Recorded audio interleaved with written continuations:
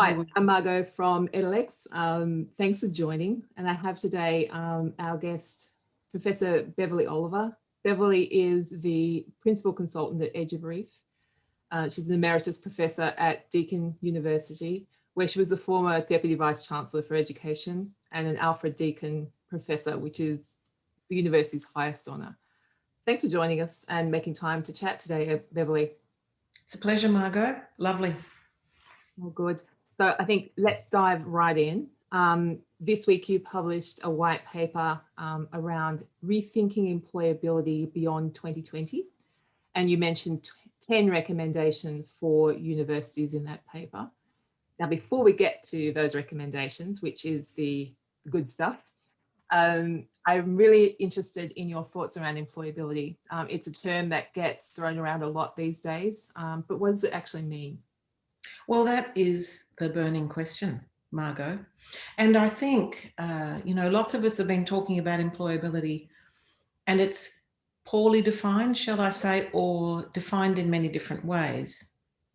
I also think, certainly in the circles I've been researching and publishing in, I do note that employability is usually applied to undergraduate school leavers finishing their first degree. And this is one of the things that has to change. So employability across the lifespan, and particularly, I think it boils down to what are the factors that help us find or create meaningful paid work and keep meaningful paid work. And I think post-COVID, this is something that is a burning question across all economies, all countries, all walks of life, all industries. So I think it is the question of our time as to what kind of credential would help me find, create, or retain meaningful paid work.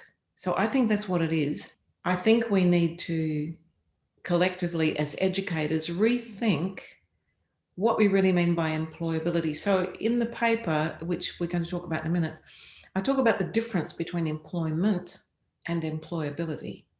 And really, employability is the part that a provider can have most influence on. So Beverley, one of the areas you mentioned in the paper is something you called an untested factor. So making reference to, the factors that can be influenced. One of these you mentioned as being an untested factor, which is signalling employability outcomes to potential learners. Would you mind just expanding on that for a little bit? Yes, I'm very happy to do that. Now, in my research, looking at websites for basically advertising courses to students on university websites in Australia, but in other countries as well, is that you rarely read, when you are reading the main ideas of the degree, why should I do this? What does it cost me? What are the fees? And, what are the likely career outcomes? There's often very little hard evidence there around, well, this is actually the percentage of our graduates who found or created meaningful paid work, and this is how long it took them to do it. And I think what we're dealing with, particularly in Western countries, is a bit of disappointment, to be honest, Margo, that, we've had, for example, in Australia, a demand-driven system. We've encouraged and incentivized younger people, particularly, to go to university, get a degree. I had a really compelling life experience about 3 years ago now that really stopped me and made me think. And that was on one Friday evening in Melbourne, where I am. I was invited to an event with 100 young people who were all graduates, mostly from Victorian universities, but also some from TAFE, but the vast majority from universities, including the one that I worked at the time. And these 100 young people were spending their weekend preparing a report for government to say, listen up, this is not great. In essence, the message was, I was a barista. I took on the idea of getting a degree because it was going to be great. And I finished the degree, and guess what? I now have a degree and a debt, and I'm a barista. So I felt, what have we been doing? I absolutely believe in widening participation. I absolutely believe everyone has a right to a good education, but these days particularly, somewhere in the mind of the consumer, the person being educated, I believe most people most of the time are looking for some kind of career advantage from a credential. And I think we as educators have to be much more explicit about how realistic that is, whether there are jobs in the first place, because after widening participation in the UK particularly and in Australia, we have a lot more graduates competing for jobs at the very time when some graduate jobs are disappearing. So you have like an intersecting problem. So look, that's a very long answer to the question, but you know, that's a really important part. And mainly, I don't want people to undertake an education, be really disappointed, and then stop being educated. I want people to keep being educated. So for me, it's very much part of the moral value proposition of what we're doing as educators to deliver the benefits that we promise explicitly or implicitly. So if we drill down into those employability signals, what do you think they are? Well, you know, at the moment in national data indicators, they're pretty broad, but you can see, so you can see in the website, there is a website called Compare Ed. It's actually created by the Australian government. It's pretty good. So it will show you, if you're thinking of doing postgraduate pharmacy at University X, based on this much data and these many responses, this is the number of or percentage of graduates who got full-time work after a certain period. So at least as a consumer and someone who's about to make a big investment of my time and my money, I have a reasonably good chance of understanding what the likelihood of success is. And I think that's only fair, quite frankly. Do you think universities could be doing more? And I guess this probably ties down into the recommendations that we'll get to, but do you think universities can be doing more overtly for students considering them as an option to make it transparent around their employability outcomes? I think it's crucial. So I think it's very important that labour market analysis, I think it's a new core literacy, quite frankly, because particularly now that work has changed dramatically in 2020 and where it takes place has changed dramatically. I now work in my home all the time, and so do many others.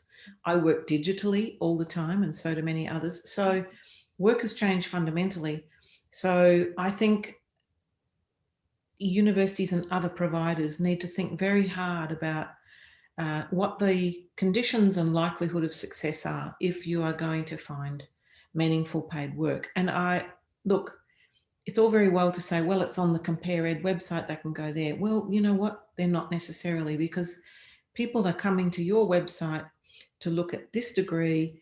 We should give them full disclosure about all the information at our fingertips.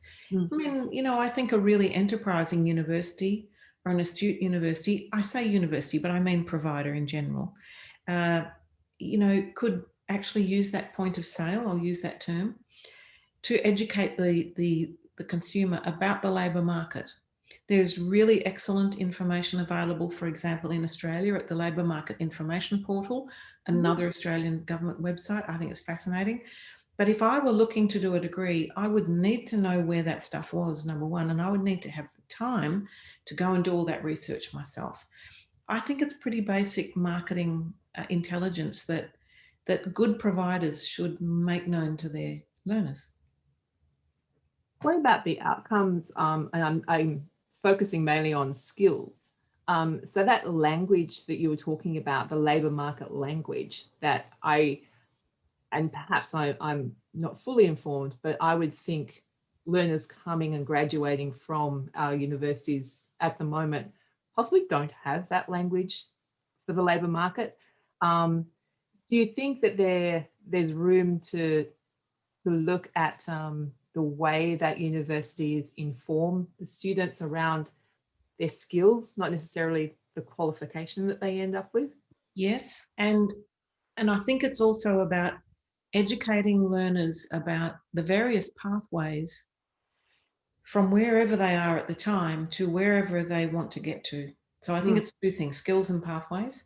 You know, if I were starting out again in higher education as a lecturer, and if I were asked to teach a core literacy called Labour Market 101, you know, I would be drawing on things like, for example, the census data, where we can see where, and I'm talking about the Australian census data now, where we can see, for example, that someone with a Bachelor of Management actually can be employed most commonly across 19 industries in Australia.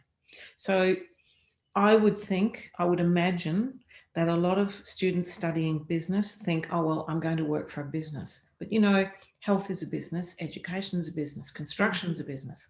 So I think we need to educate learners today to think broadly around what are the skills that I've got? How can I make them explicit to people? Because I'm going to keep adding to them, I hope. And then where is my pathway to exploit what I can offer and compete, really, but across all the 19 industries, not just the one I think I'm going to work in. So if I give you another example, Margo, one of the biggest cohorts that graduate from Australian universities for sure is teacher education. So we have primary, secondary teachers and so on. You learn a whole lot of skills as a teacher. You are a good project manager, you're a crowd controller, you are all of those things. So what roles could you play in other fields? If you can educate people, surely you can also think about the health industry, because people need education in health. And I know you would need discipline knowledge in health, public promotion and so on. But what I'm saying is there are training and education fields right across all the industries. So I don't think that's what we do. I hope I'm wrong, but I think that's how we should start to think about it. Couldn't agree more. I think it's a very linear and narrow view that often graduates have of where they can go with their qualification as opposed to their broader skills. So, look, I'll also give you another example, Margo. I think let's take a pharmacy degree, for example. You know, 10, 20 years ago, that was an absolute pathway to becoming a pharmacist, either a hospital pharmacist or a community pharmacist.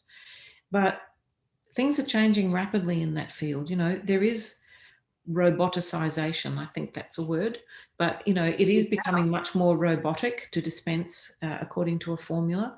So, you know, if you've only thought of yourself as a pharmacist and you have all of that knowledge, I think it's a moral obligation for us to help that learner understand, where else could you apply this?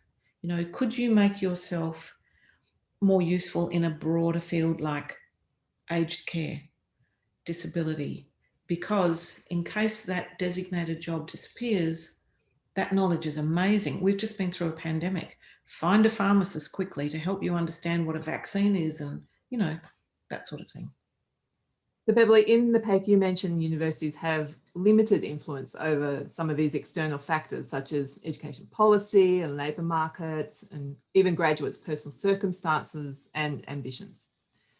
However, you feel that they have the power to influence three key areas. How to define and measure employability. Yes.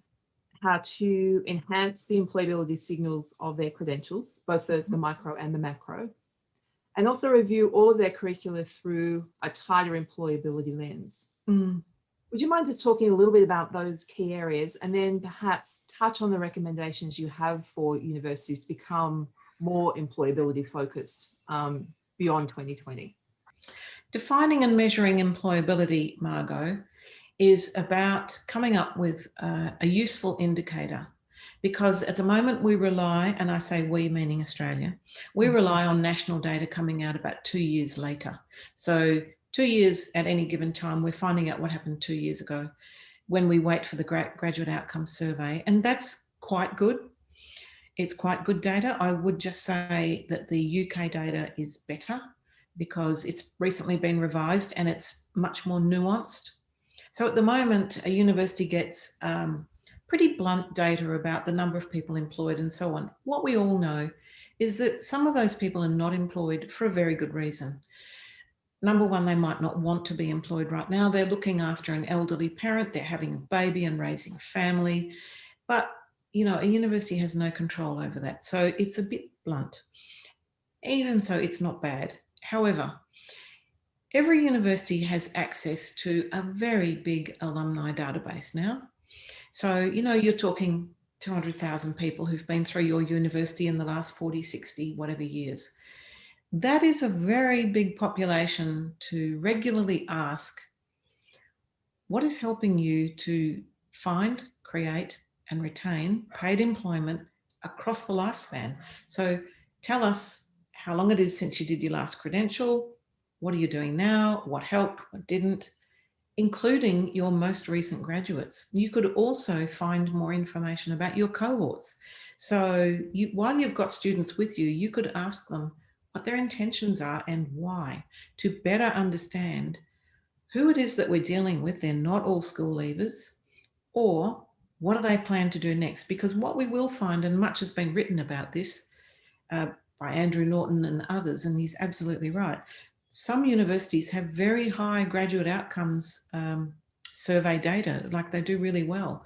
But what we do know is that in some of those universities, these are because they've got a lot of mature students who are already employed, stayed employed, and now they're still employed. So in that sense, they really can't claim credit in a way.